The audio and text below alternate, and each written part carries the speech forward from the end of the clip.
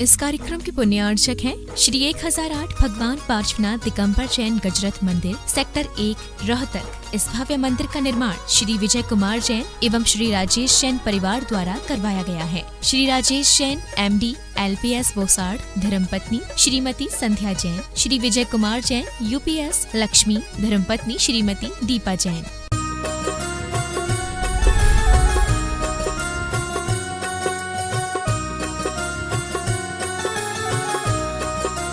बोले देवादिदेव श्री आदिनाथ भगवान की जय जय जय। बोले देवादिदेव श्री चंदा प्रभु भगवान की जय जय जय। बोले देवादिदेव श्री चिंतामणि पार्श्वनाथ भगवान की। बोले संत शिरोमणि गुरुवर आचार्य श्री विद्यासागर जी महाराज की। बोले परम पूज्य मनी श्री 108 प्रमाण सागर जी महाराज की। बोले परम पूज्य मनी श्री 108 अरय सागर जी महाराज की। तीर्थराज संबेशकर की तलहटी में स्थित आत्म विकास का दिव्य सदन, जैन सिद्धांतों की वैज्ञानिक प्रयोगशाला, बोलता हुआ देखेंगे समोसरण, आत्मा से परमात्मा तक की संपूर्ण जीवंत झांकी जहां दिखाई देगी, ऐसे गुणायतन से परम पूज्य मुनिवर का बहुचर्चित विश्वविख्यात टीवी कार्यक्रम हम और आप प्रारंभ करें। उसके पूर्व जनवाणी चैनल और प्रमाणिक ऐप के माध्यम से जो इस कार्यक्रम को देख और सुन रहे हैं उन सभी की ओर से और पूरे भारतवर्ष से जो श्रावक श्राविका यहाँ पर उपस्थित हैं उन सभी की ओर से परम पूज्य मुनिवर के श्री चरणों में त्रिवार नमन करेंगे और निवेदन करेंगे शंका समाधान के कार्यक्रम के लिए। दोनों हाथ जोड़ लें, बोलेंगे हे मुनिवर नमोस्तु। हाथ थोड़ा ऊपर उठाइए ना। हे गुरुवर नमोस्तु। हे मुनिवर नमोस्तु। आइए गुरुवर के आशीर्वाद से हम और आप बहुचर्चित विश्वविख्यात शंका समाधान का कार्यक्रम प्रारंभ करें। उसके पूर्व जिन्होंने आज गुणायतन का अवलोकन किया, अनुभव केंद्र का अवलोकन किया और यहाँ की व्यवस्थाओं को देख के संतुष्ट हुए हैं, ऐसे सौभाग्यशाली परिवारों के नाम की घोषणा कर रहा हूँ जिन्होंने गुणायतन से जुड़ने का सौभाग्य प्राप्त किया है। श्रीमती अलका सचिन जैन शुभ जैन इंदौर, जोरदार ताली बजाकर इनका सम्मान करें। इसी क्रम में स्वर्ण और रजत दान जिन परिवारों ने दिया है, हनुमानगंज कटनी से श्री राजा सरावगी मातेश्वरी द्रौपदी बाई सरावगी, कटनी निवारी जबलपुर से श्री अमीर चंद जी सुनीता अभिनव, इन्होंने अपनी ओर से रजत दान प्रदान किया है, ताली बजाकर इनका सम्मान करें। श्रीमती विमला पुत्री सीमा जैन पदम जैन, आसाम वंगाई गांव से दिलीप मंजू छावड़ा, इन्होंने स्वर्ण दान दिया है, जोरदार ताली बजाकर इनका सम्मान करें। और मैं आमंत्रित करूंगा जिन्होंने गुणायतन में स्तंभ के रूप में जुड़ने का सौभाग्य प्राप्त किया है, श्रीमान प्रकाश चंद जी सरोज जैन दिल्ली, अगर उपस्थित हैं तो वे आएंगे। परम पूज्य मुनिवर के श्री चरणों में नमन करते हुए गुरु वंदना का सौभाग्य प्राप्त करेंगे और उनके सम्मान के लिए मैं आमंत्रित करूंगा गुणायतन के CFO श्रीमान सुनील जैन और सुनील जी देहरादून और कोषाध्यक्ष श्रीमान NL जैन साहब जयपुर, ये आएंगे हमारे सम्माननीय प्रकाश चंद जी सरोज जैन दिल्ली, उनका सम्मान का कार्यक्रम संपन्न करेंगे। जोरदार ताली बजाकर उनका सम्मान करें और आइए हम और आप शंका समाधान का कार्यक्रम प्रारंभ करें। उसके पूर्व पहली शंका जो लेके आए हैं, मैं चाहूँगा सबसे पहले हमारे गुणायतन के परिवार के सदस्य उनका सम्मान का कार्यक्रम संपन्न करेंगे। उसके पश्चात प्रथम प्रश्न उनके माध्यम से हम और आप प्रारंभ करेंगे। शिरोमणि संरक्षक शौगानी परिवार जयपुर जापान, श्रीमान शांति ममता शौगानी परिवार, मैं चाहूँगा मंच पे आके परम पूज्य मुनिवर के श्री चरणों में नमन करते हुए गुरु वंदना का सौभाग्य प्राप्त करें और उनके सम्मान के लिए मैं आमंत्रित करूंगा श्रीमान सुनील जी CFO गुणायतन और श्रीमती वहीं शकुन दीदी, ये दोनों आएंगे और साथ में NL जैन साहब को भी आमंत्रित करूंगा। आ जाएं, सभी लोग आ जावें एक साथ, ममता जी के साथ जितने लोग आए एक साथ यहाँ पर आ जावें। वहीं शकुन दीदी यहाँ पर आ जावें। श्री ममता जी सौगानी, उनका सम्मान का कार्यक्रम संपन्न करेंगे जो कि गुणायतन से शिरोमणि संरक्षक के रूप में जुड़ने का सौभाग्य प्राप्त किया है और मैं चाहूंगा जब इनका सम्मान हो तो आप अनुमोदना में तालियां।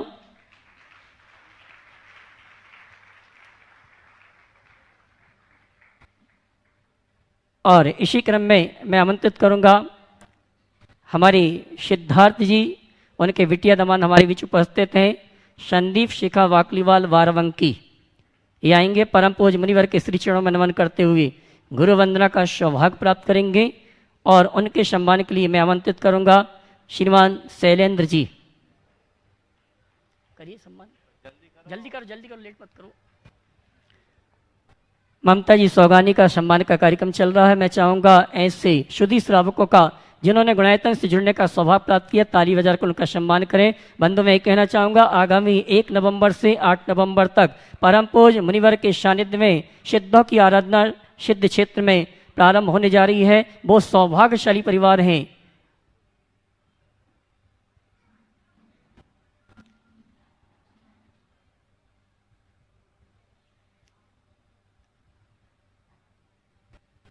और आइए प्रथम प्रश्न के लिए श्रीमती ममता सौगानी शिरोमणि संरक्षक जयपुर जापान, उसके बाद तैयार रहेंगे द्वितीय प्रश्न के लिए संदीप शिखा बाकलीवाल वारावंकी। और आइए अगले प्रश्न के लिए आमंत्रित कर रहा हूं, साथ में मैं चाहूंगा उनका सम्मान का कार्यक्रम भी संपन्न करेंगे संदीप शिखा वाकलीवाल वारावंकी अगले प्रश्न के लिए। उसके बाद तैयार रहेंगे संदीप शिखा वाकलीवाल वारावंकी और उसके बाद तैयार रहेंगे श्रीमती नेहा राहुल चौधरी ग्वालियर। गुरुवर के पावन श्री चरणों में कोटि कोटि नमन वंदन। हे गुरुदेव, जीवन में सहज रहना जितना जरूरी है उतना ही बहुत ही मुश्किल है। हम चारों तरफ राग द्वेष के निमित्तों से घिरे रहते हैं। हम सबको जानते हैं, समझते हैं, लेकिन जैसे ही कुछ भी अवसर आता है हम तुरंत असहज हो जाते हैं। हम हर्ष में फूलते हैं, किसी ने कुछ कहा तो कषायों में बह जाते हैं। जब होश आता है तब अपने स्वरूप का बोध होता है कि हमने क्या कर दिया। प्रवचनों से संभल जाते हैं कि हमने गलत किया था, पूर्व में क्षमा याचना की, लेकिन फिर कुछ आता है फिर वही बहाव में बह गए। मतलब उम्र बहती जा रही है लेकिन हमें सुधार नहीं हो रहा है। हम अपने आप को किस तरह संभालें कि अपने स्वरूप को ना भूलते हुए स्थिर, शांत और सहज रहें, अपना रिमोट अपने हाथ में रखते चलें। बहुत अच्छी बात है, अपना रिमोट अपने हाथ में रहे और हर स्थिति में सहज और शांत रहे। आपने बहुत अच्छी शुरुआत की। सहज रहना जितना जरूरी है उतना ही मुश्किल है, पर असंभव नहीं। मैं आपसे ही सवाल करता हूँ, जीवन में कई मौके ऐसे आते होंगे जो प्रतिकूल निमित्त के रूप में उभरते हों, पर आप उस घड़ी भी अपने आप को सहज रखते। जैसे उदाहरण के लिए मैं आपसे कहता हूँ, छोटा बच्चा आपकी गोद गंदी करता है, क्या आप बच्चे पर गुस्सा करते हैं? नहीं। क्यों? क्योंकि वो अबोध है।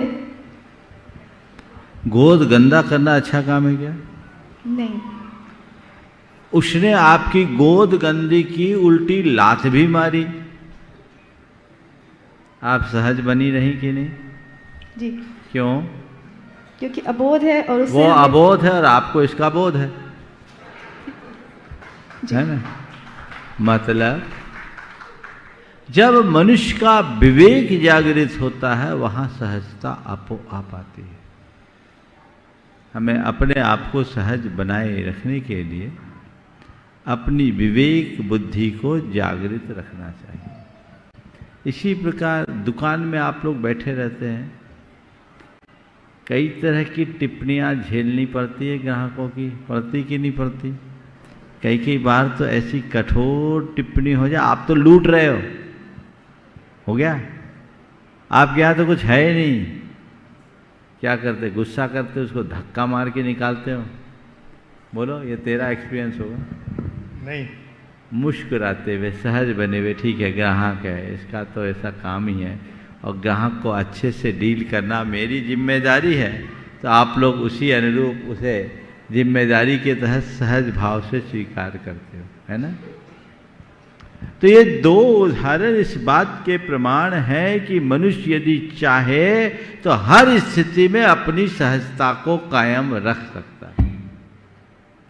पर ऐसी ही समझ मन में विकसित हो जाए तो आपकी सहजता सदैव आपके हाथ में होगी।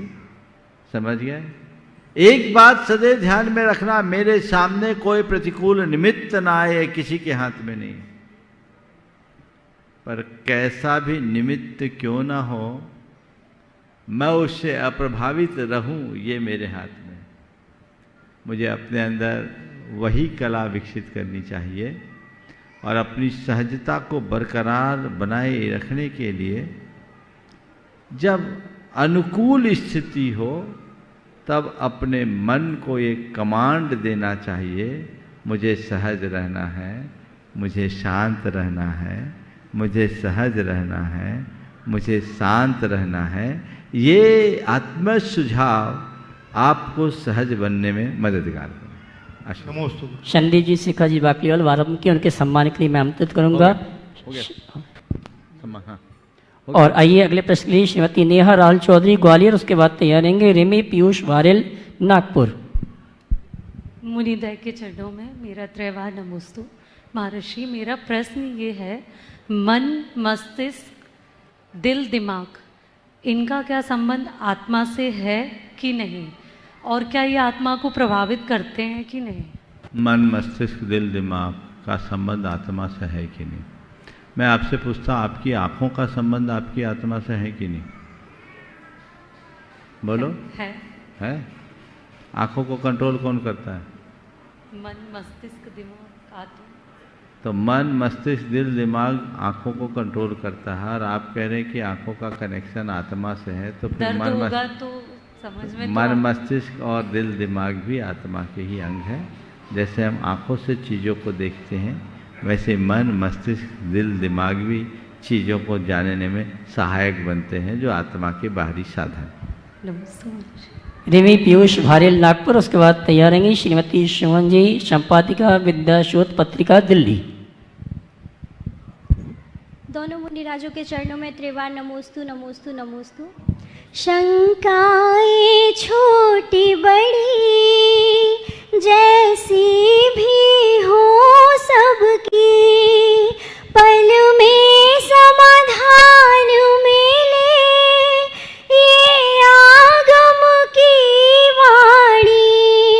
गुरु ने जो नाम दिया आपने वो सिद्ध किया, हीरे को परख लिया गुरुवर विद्या सागर।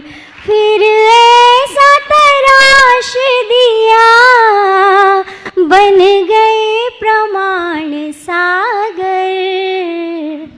नमस्ते महर्षि जी, मेरा प्रश्न ये है, हर वो जीव जो जैन कुल में उत्पन्न हुआ है उसे ये पता होता है कि अनंत भवों का पुण्य संचय किया है जो जैन कुल मिल गया है, तो हम व्यर्थ के चिंतन में, व्यर्थ की बातों में, जब भी पाप की प्रवृत्ति में हमारा मन लगे तो हम इंस्टेंट अपने मन को कैसे समझाएं कि हमें पाप और नहीं करना है, पुण्य संचय ही करना है आगे। एक बात पूछता हूँ, यदि आपको कोई अपराध करने के लिए प्रेरित करे तो आप क्या अपराध करने के लिए तैयार हो जाओगे? नहीं महाराज। क्यों?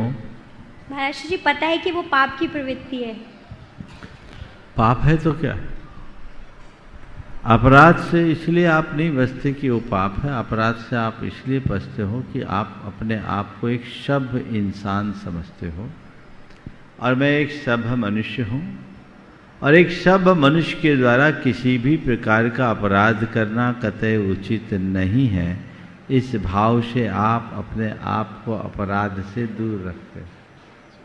इसी प्रकार अपने आप को पापों से बचाना है तो आप अपने स्वरूप का स्मरण करो कि मैं जिस भूमिका में जी रहा हूँ ये उचित नहीं है, बहुत कठिनाई से यहाँ तक पहुँचा हूँ, थोड़ा भी कुछ गड़बड़ होगा तो सीधे धड़ाम से नीचे आना पड़ेगा, वो मुझे नहीं करना है, यही आपको बचाए।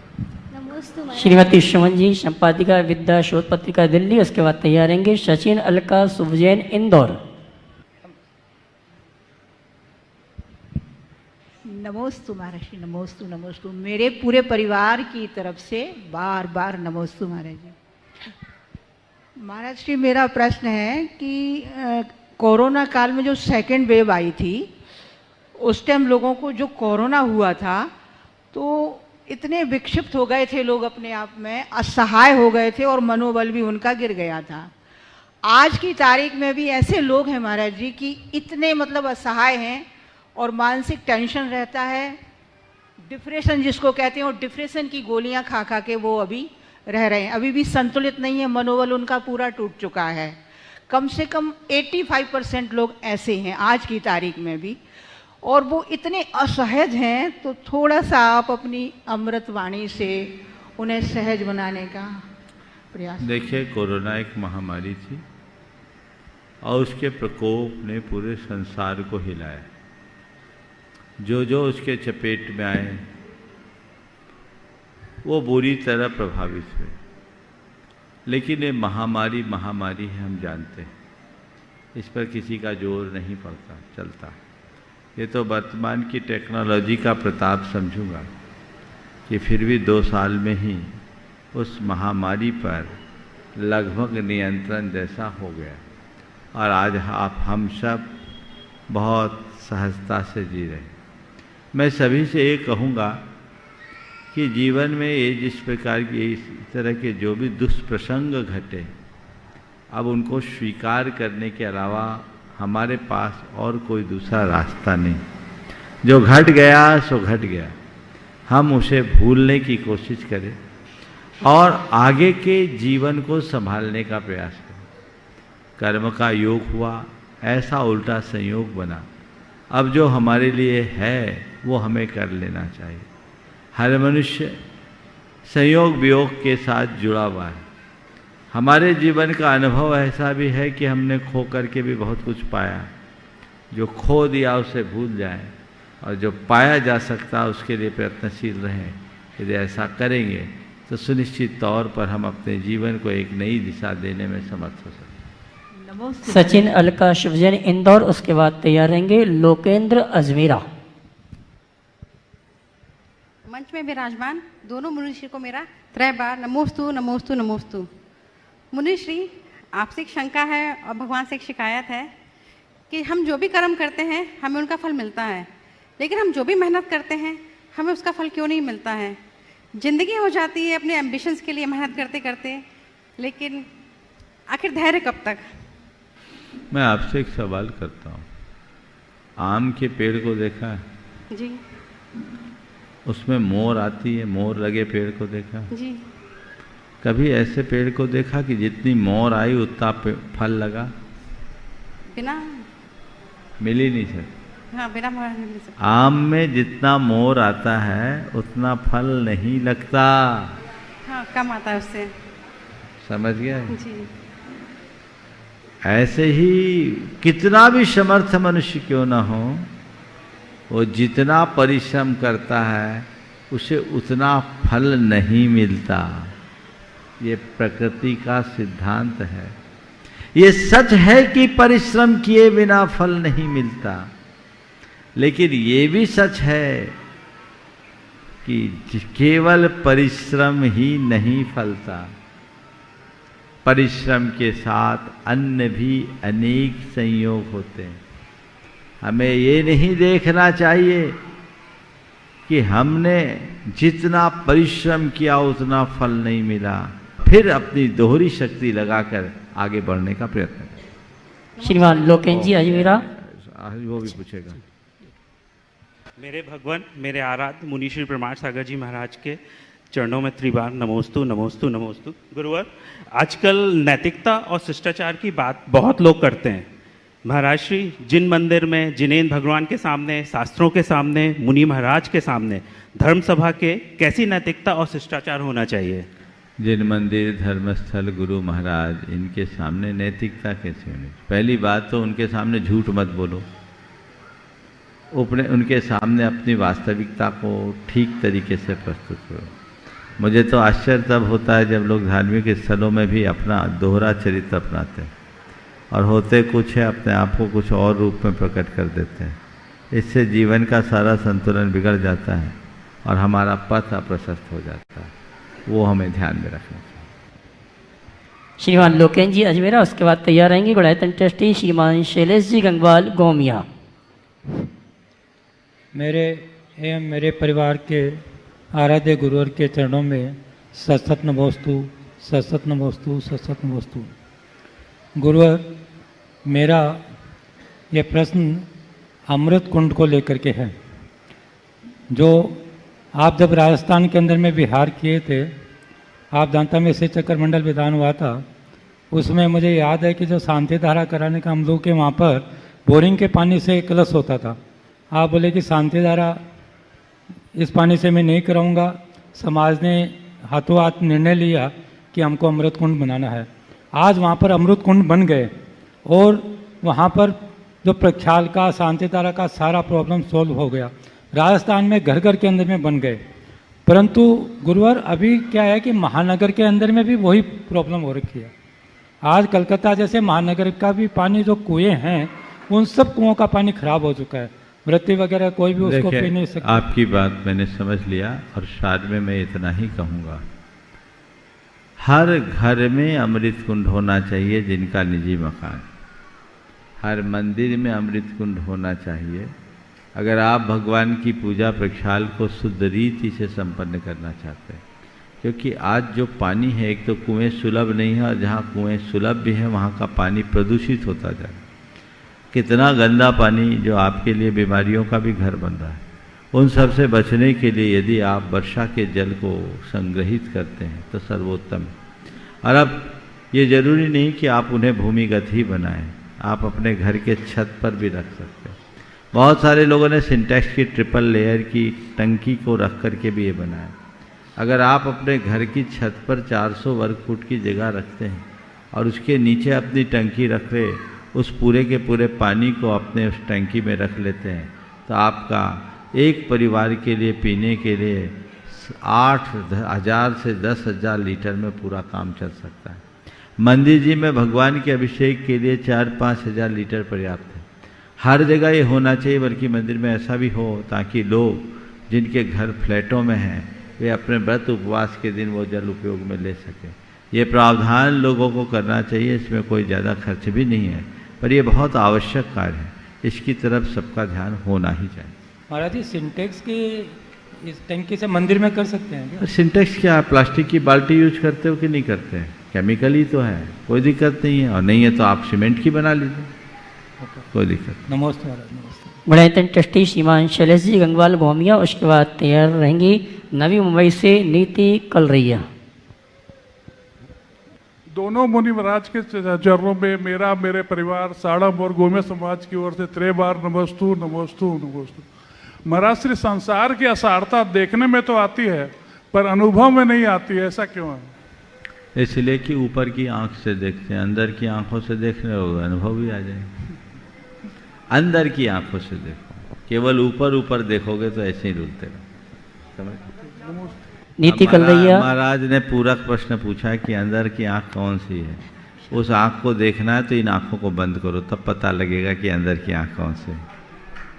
चलिए, नीति कलरैया जी नवी मुंबई, उसके बाद तैयार रहेंगे महेंद्र रवि किरण वाजल गुना। मेरे अनंत उपकारी गुरुवर द्वय महाराज के चरणों में कोटिशः नमन। महाराज जी, अंग का फड़कना, जैसे दाईं आंख फड़कती है, कभी बाईं आंख फड़कती है, बाजू फड़कती है, तो इसका कुछ आगम में विधान है क्या?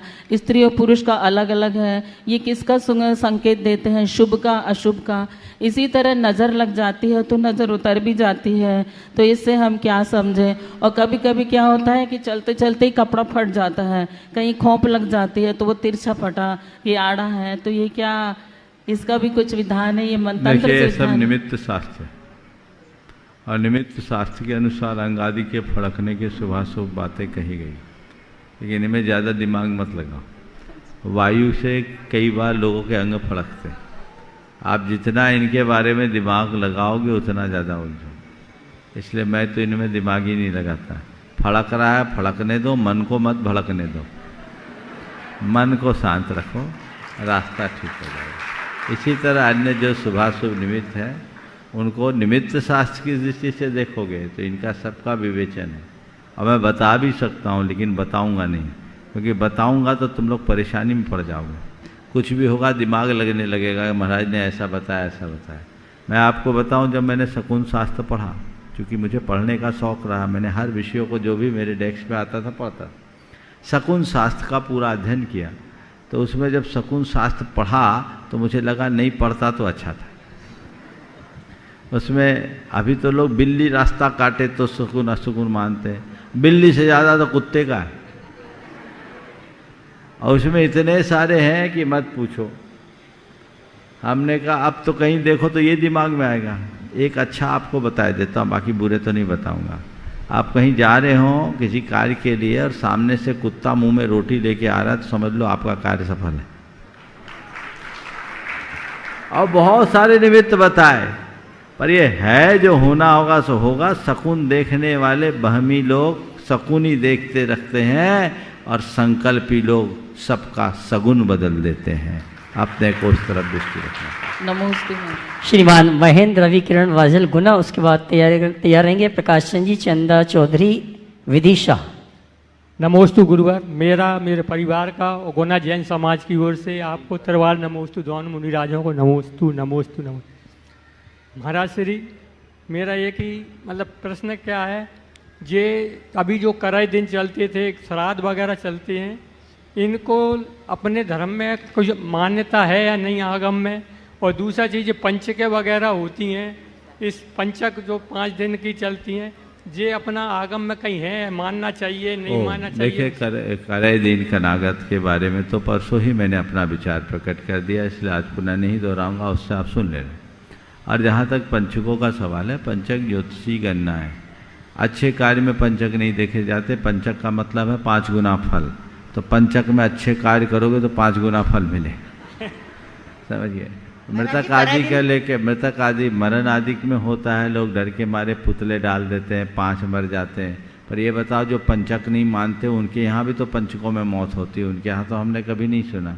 तो इन सब चीज़ों में लकीर के फकीर बनने का औचित्य मुझे नहीं दिखता। दिन मिथ्यात्व में आते हैं या नहीं? बोल दिया, परसों बोल दिया मैंने। चलो, श्रीमान प्रकाश चंद जी, चौधरी विदिशा, उसके बाद तैयार रहेंगे मुकेश जैन, गौर झामर। दोनों महाराज जी को नमोस्तु नमोस्तु नमोस्तु, चौधरी परिवार विदिशा की तरफ से। मेरा प्रश्न ये है महाराज जी, स्त्री पर्याय में किस बात से विशेष ध्यान देना चाहिए जिससे कि अगले भव में स्त्री पर्याय प्रशस्त कर सकें? कई समय अनुकूल भी आते हैं, प्रतिकूल आते हैं। अरे स्त्री पर्याय की पर्याय दृष्टि क्यों रखती? संसार से मोक्ष जाने की बात करो ना, पर्याय छेदने की बात क्यों करते? संसार छेदने की बात। ऐसा थोड़ी है कि जो आज स्त्री वो अनादि से स्त्री है और जो पुरुष है वो अनादि से पुरुष बने। जितने ये पुरुष अनंतों बार स्त्री बन चुके हैं, आप स्त्रियां हैं, पुरुष और नपुंसक भी बन गए, तो चक्र है चलता रहेगा। मोक्ष मार्ग में लगो ताकि पर्याय ही छिद जाए, स्त्री और पुरुष पर्याय की बात तो अधूरी। श्रीमान मुकेश जैन, गौर झामर, उसके बाद तैयार रहेंगे अभय कुमार वरावंडा।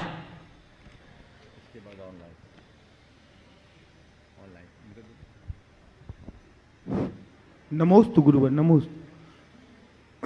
गुरुदेव, मेरा प्रश्न है, पेड़ पर क्षमता से ज़्यादा फल लग जावे तो गुरुदेव डालियां टूटने लगती हैं, और अगर इंसान को औकात से ज़्यादा उपलब्ध हो जाए तो रिश्तों को तोड़ने लगता है। गुरुदेव, ऐसा क्यों है? डालियों पर क्षमता से ज़्यादा फल लग जाए तो डालियाँ, पेड़ पर क्षमता से ज़्यादा फल लगने से डालियाँ टूट जाती हैं, और इंसान को औकात से ज़्यादा फल मिलने लगे तो वो रिश्तों को तोड़ने लगता है, रिश्ते टूट जाते हैं। बिल्कुल ठीक है, इसलिए कहते हैं महाराज श्री, वो तोड़ने लगता है रिश्तों। हाँ, समझ गया, रिश्ता तोड़ने लगता है, ऐसा क्यों? सुनो, दोनों में थोड़ा सा अंतर है और थोड़ा अंतर विश्लेषण कर भी देता हूँ। पेड़ में जरूरत से ज़्यादा फल लगने से पेड़ इसलिए टूटता है, डालियाँ इसलिए टूटती क्योंकि उसकी ग्रेविटी बढ़ जाती। समझ गए? और जब भार बढ़ेगा तो ग्रेविटी फोर्स के कारण उसे टूटना पड़ता है। ठीक। और इंसान के पास जब औकात से ज़्यादा मिल जाता है तो वह भी अपने आप में इतना भारी हो जाता है कि वो रिश्तों से अपने आप अलग हो जाता है, रिश्ते टूटने लगते हैं। हम कह रहे तोड़ देता है, और रिश्ते टूट जाते हैं क्योंकि उसके पास भी उतना ही भार है। इसलिए तुम्हें कितना भी मिले अपने आप को हल्का बनाए रखो, भार नहीं होगा तो सब आभार रखेंगे। नमोस्तु। श्रीमान अभय कुमार जी, वरावंडा।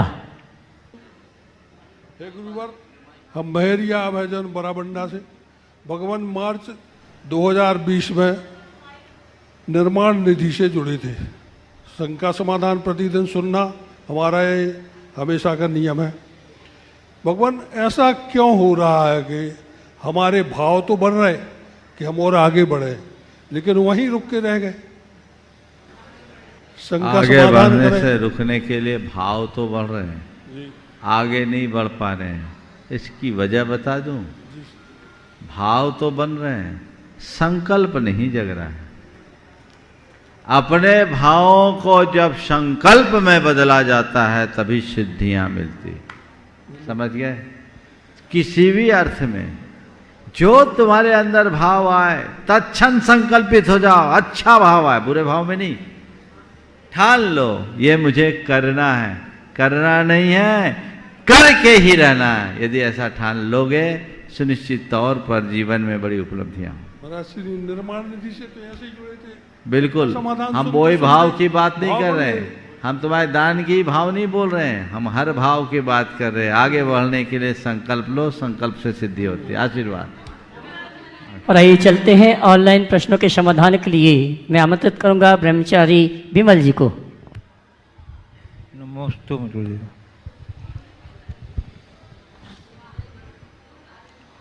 अजमेर राजस्थान से श्री प्रकाश जी पाटनी, राष्ट्रीय उपाध्यक्ष श्री दिगंबर जैन महासमिति अजमेर, पूछ रहे हैं कि महाराज जी परिंदों का हौसला होता है आसमान छू जाने का।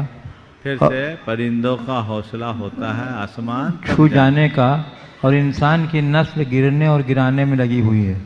ऐसा क्यों है महाराज जी? इंसान सर्वश्रेष्ठ प्राणी होते हुए भी ऐसा क्यों करता है? क्या यह उसका गुण है? कृपया समाधान करें।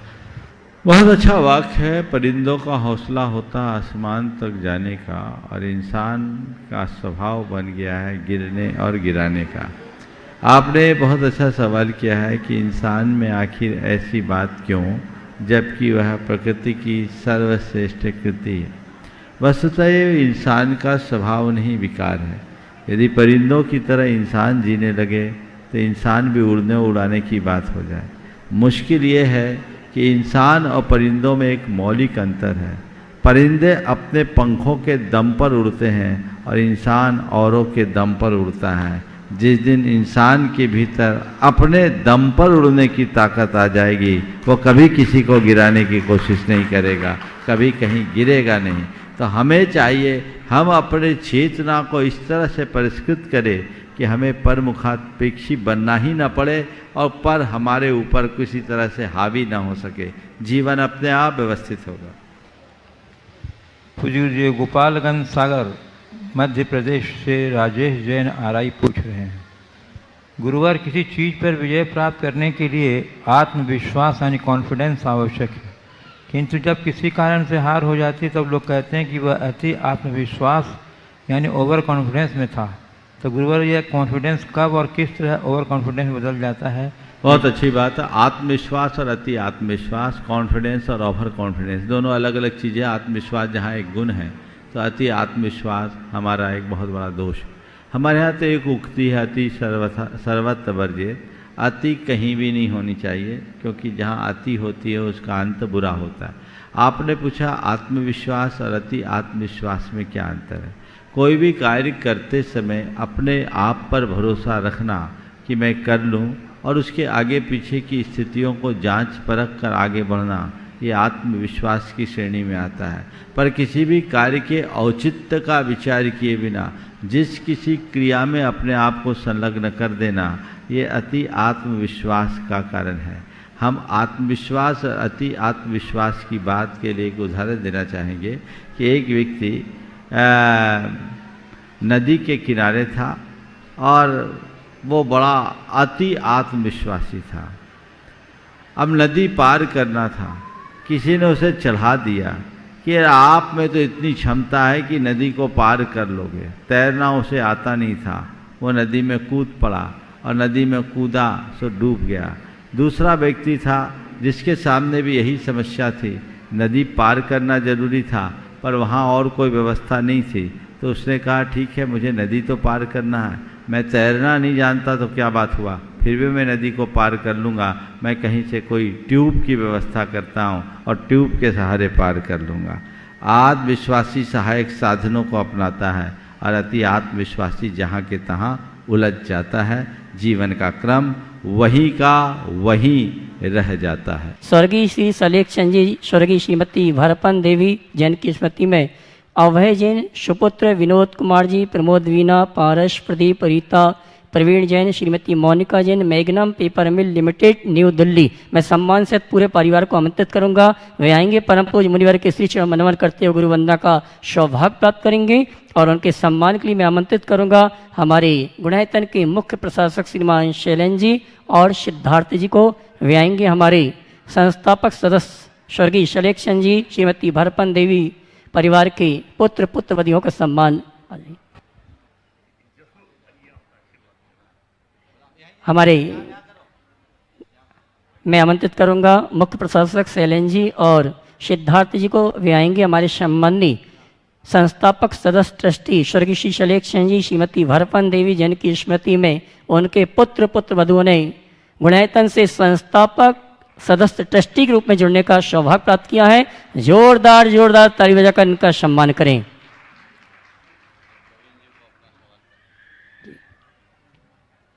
और आइए अगले प्रश्न के लिए आमंत्रित करूंगा मैं गुणायतन ट्रस्टी प्रवीण जी दैन दिल्ली और उसके बाद तैयार रहेंगे रेमी पीयूष भारेल नागपुर।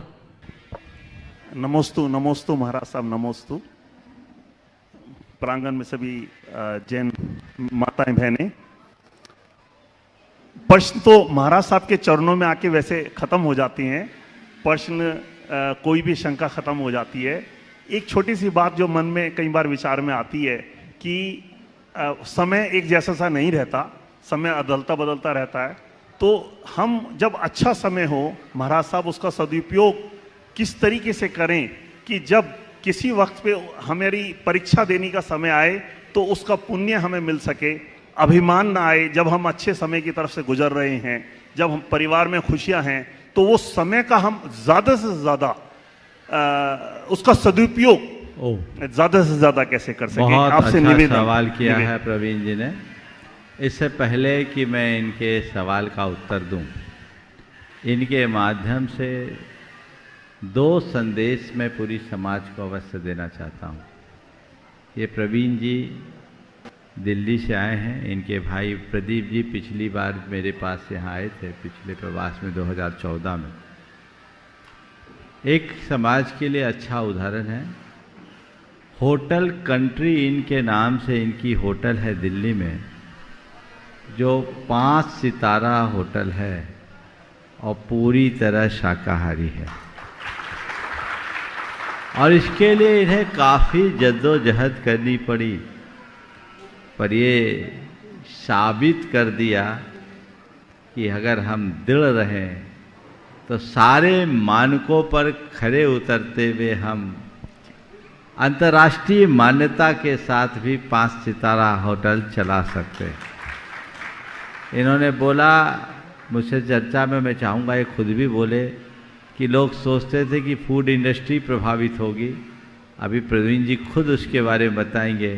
कहते वो भी कहीं से प्रभावित नहीं, 95% ऑक्यूपेंसी तो इनकी है ही। फूड इंडस्ट्री में भी बहुत अच्छा ग्रोथ है, जो ये अपने आप अपने मुख से कहेंगे। दूसरी बात, इनकी पेपर इंडस्ट्री है और ये रिसाइकलिंग का काम करते हैं। पुराने कागजों से अच्छा कागज बनाने का। और जब मैंने पिछली बार इनसे कहा था तो जिनवानी का रिसाइकलिंग की बात इन्होंने इस मंच से कही थी। बहुत सारे लोगों ने इन तक अपनी जिनवानी प्रेषित की और उनकी रिसाइकलिंग हुई। एक अच्छी सेवा का कार्य इनके द्वारा संपन्न हुआ। लोगों के सामने समस्या रहती है कि ऐसी जिनवानियों का हम क्या करें जो जीर्ण शीर्ण है। आज प्रवीण जी यहाँ हैं। मैं चाहूँगा दोनों बातों पर संक्षेप में पहले प्रकाश डाल दें और अपना फ़ोन नंबर भी सार्वजनिक, अपना नहीं देना नहीं तो परेशान हो जाओगे। एक कोई नंबर आप दे देना ताकि यहाँ के माध्यम से चला दें और वह सार्वजनिक हो, जिससे लोग आपके संबंधित व्यक्ति से संपर्क करके जिनवानी को सुव्यवस्थित करने में लाभ ले सके, और ये एक अच्छा पुण्य लाभ आपको मिलेगा जिनवानी के संरक्षण का। जहाँ तक आपका सवाल है कि अच्छे समय का हम और अच्छा उपयोग कैसे करें कि हम अभिमान से भी बच सके और बुरे दिनों में भी अपने आप को मजबूत बना सके। देखिए, ये बात सच है कि कितना भी पुण्यवान मनुष्य क्यों ना हो, सबका दिन एक समान नहीं होता। हमने शास्त्रों में पढ़ा है कि चक्रवर्तियों का भी मान भंग हुआ। थोड़ी देर के लिए कल्पना कीजिए कि भरत चक्रवर्ती को उस घड़ी क्या अनुभूति हुई होगी, कितनी वेदना हुई होगी जब वो अपने भ्राता से हार गए, है ना। तो ये इस बात का प्रमाण है कि कोई कितना भी पुण्यशाली क्यों ना हो, जीवन में कभी भी पराभव का सामना करना पड़ सकता है। इसलिए इस सत्य को स्वीकार करते हुए कितना भी प्रबल पुण्य क्यों ना हो, उसे हर पल क्षण भंगुर मानो। ये नाशवान है, आज है कल रहे न रहे, ये इसका कोई ठिकाना नहीं। और ये सब संयोग है, मेरी आत्मा का स्वभाव नहीं। मेरा तो एक परमाणु भी नहीं है, मेरा केवल मैं हूं। बाकी सब संयोग से मेरे पास है, मेरे नहीं है, और सब क्षणिक है। इसी तरह पाप हो, उसके निमित्त से चाहे कितना भी प्रतिकूल प्रसंग क्यों न उत्पन्न हो, ये भी सोचो, यही सोचो, ये भी क्षणभंगुर है, क्योंकि पाप भी आया है, चला जाएगा, टिकने वाला कोई नहीं। हम लोग ये पंक्तियां अक्सर दोहराते हैं, पुण्य पाप फल माहि हरख बिलखो मत भाई, यह पुद्गल पर जाय उपज विन से थिर नाय। पुण्य और पाप के फल में हर्ष विषाद मत करो, ये क्षणिक भौतिक पर्याय है, पुद्गल की पर्याय है। उत्पन्न होकर के कब नष्ट हो जाए पता नहीं, ये स्थिर नहीं, सब नश्वर है। इसलिए इनका ना तो अभिमान करो और न ही इनके अभाव में दीनता का अनुभव करो। दैन और अभिमान दोनों से ऊपर उठ करके जीने का अभ्यास करो, जिससे हमारे जीवन का पथ प्रशस्त हो सके। और एक बात और, जीवन में अचानक कोई बुरा दिन आ जाए और हम उसका अच्छे से सामना कर सके, विचलित ना हो, उसमें अविचलित बने रहें, उसके लिए एक रास्ता है। अच्छे दिन में कष्ट सहने का अभ्यास बनाओ। अच्छे दिनों में कष्टों को सहने का अभ्यास बनाओ। मेरे संपर्क में एक व्यक्ति हैं, बड़े उद्यमी हैं, जिनके पास आरडी और जगुआर जैसी कारें हैं, मर्सिडीज है। लेकिन वो व्यक्ति अपने बेटे को पैदल बस तक छोड़ने जाता था, सामान नॉन एसी बस से बच्चे को स्कूल भेजता और नॉन एसी स्कूल में बच्चे को पढ़ाता। सो जब पूछा गया तो उसने जो बात कही वो हर व्यक्ति को ध्यान देने योग्य है। उसने कहा, मेरे पिताजी के पास पैसे नहीं थे, उन्होंने मेरा बड़ी गरीबी में पालन पोषण किया, और मैं जब स्कूल पढ़ने जाता था घर से बोरी लेके जाता था, बोरी पे बैठ के पढ़ा। मेरे पिता के पास पैसे नहीं थे, आज मेरे पास पैसे हैं, पर कल कोई जरूरी नहीं कि कल मेरे बेटों के पास भी पैसे हों। पिता के पास पैसे नहीं थे, आज मेरे पास पैसे हैं। मेरे पास पैसे हैं तो जरूरी नहीं कल मेरे बेटे के पास भी पैसे हो। और कहीं कल कोई ऐसी स्थिति आ जाए कि बेटे के सामने अभाव और अल्पता का संकट खड़ा हो तो उसे परेशानी ना हो, कष्टों को सह सके। इसलिए मैं उसे कष्ट सहने के लिए, मजबूत बनाने के लिए जानबूझकर ऐसा करता हूं। समझ गए? तो हमेशा एक विचारक की बात मुझे किसी ने कही थी, आपके सवाल के उत्तर में, मुझे ये बहुत प्रासंगिक दिखती है।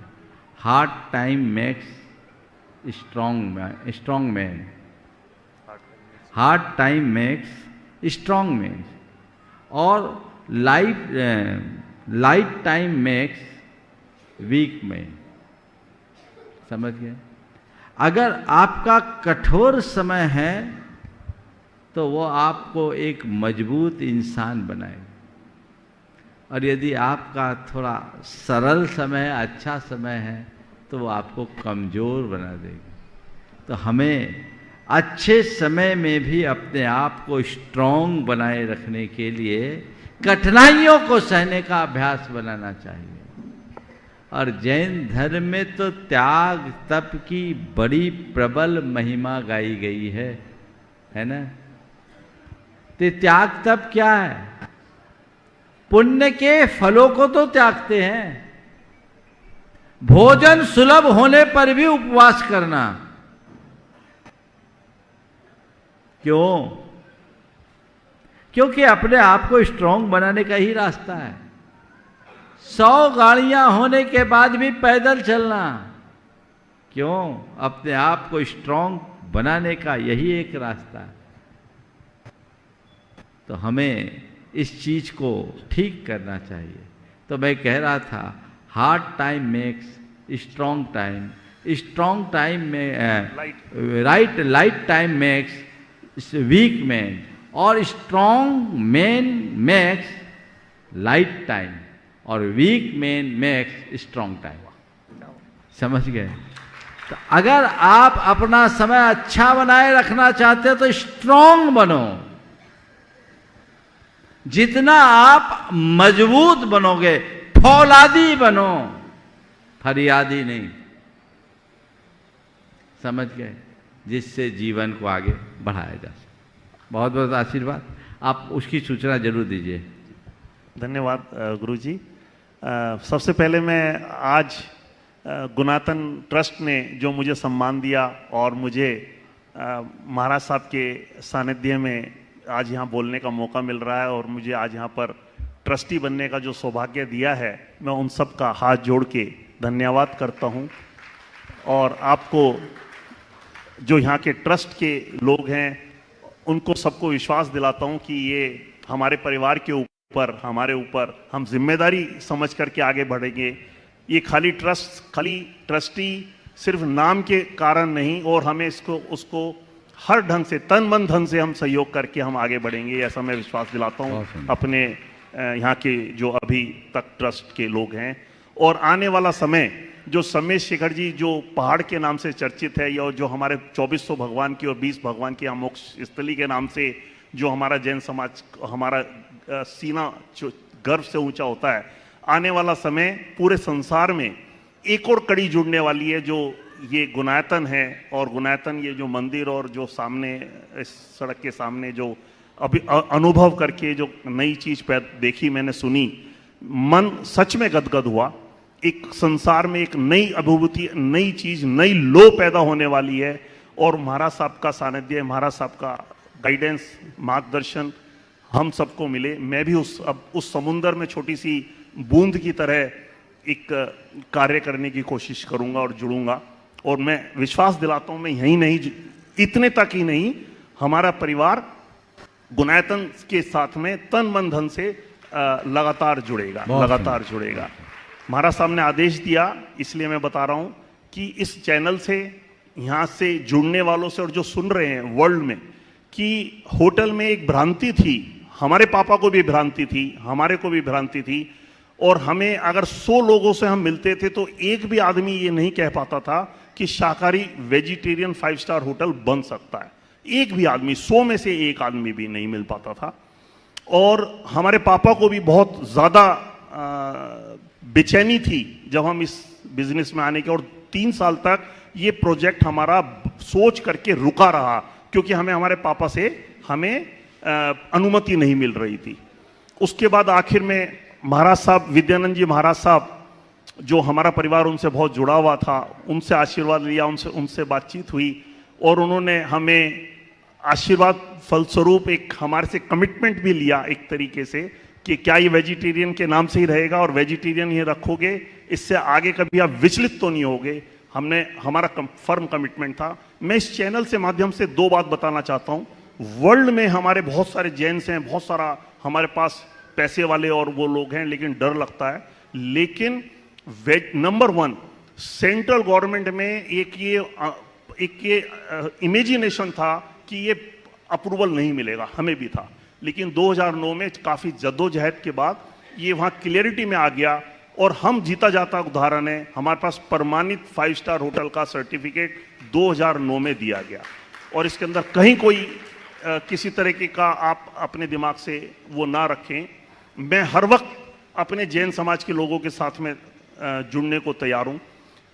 हमारा कंट्री एंड स्वीट, आप ताज्जुब करेंगे सुनकर के, ईरान और इराक जहां 100% नॉन वेजिटेरियन होटल हैं, वहां हमारा सबसे ज़्यादा चर्चित होटल है, सबसे ज़्यादा वहां की हमारी क्लाइंटेज है।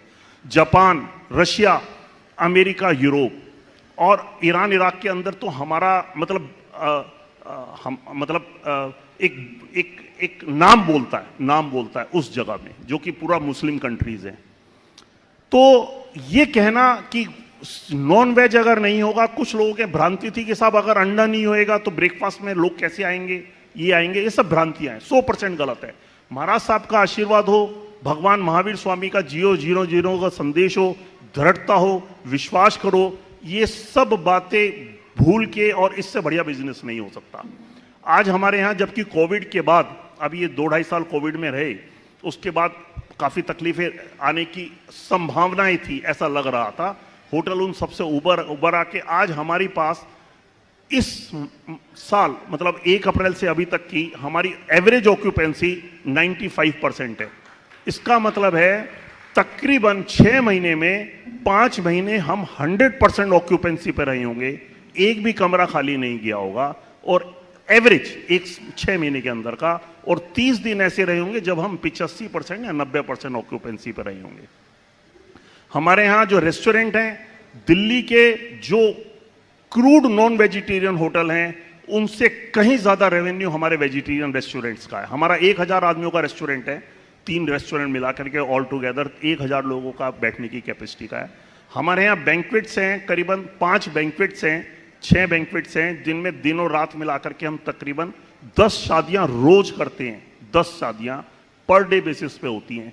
इसका मतलब है जब हमारे सीजन के अंदर तो 5 मैरिज 6 मैरिज नॉर्मल सी बात है। बाकी टाइम में किसी में सगाई है, कहीं कोई बर्थडे है, कहीं कुछ फंक्शंस हैं, कहीं कुछ चीज़ें हैं। मेरा ये कहने का मतलब, मैं इस चैनल के माध्यम से कि अपने जैन समाज को मैं जागरूक कर सकूं, बता सकूं, कह सकूं कि हमारे पास जैन समाज के पास बहुत कुछ है और इसके अंदर हम लोग आगे बढ़ सकते हैं। धन्यवाद। बहुत बहुत, देखिए एक बहुत अच्छा उदाहरण है, औरों को भी इससे प्रेरणा लेनी चाहिए। बहुत बहुत आशीर्वाद।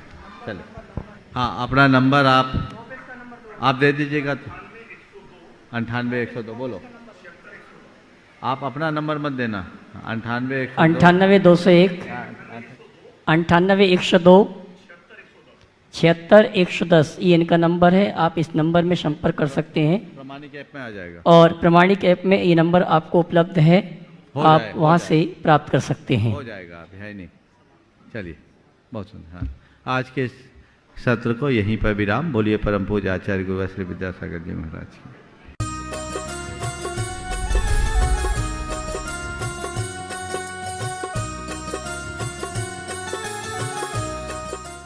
इस कार्यक्रम के पुण्यार्चक थे श्री 1008 भगवान पार्श्वनाथ दिगंबर जैन गजरथ मंदिर, सेक्टर 1, रोहतक। इस भव्य मंदिर का निर्माण श्री विजय कुमार जैन एवं श्री राजेश जैन परिवार द्वारा करवाया गया है। श्री राजेश जैन MD LPS बोसाड़, धर्मपत्नी श्रीमती संध्या जैन, श्री विजय कुमार जैन UPS लक्ष्मी, धर्मपत्नी श्रीमती दीपा जैन।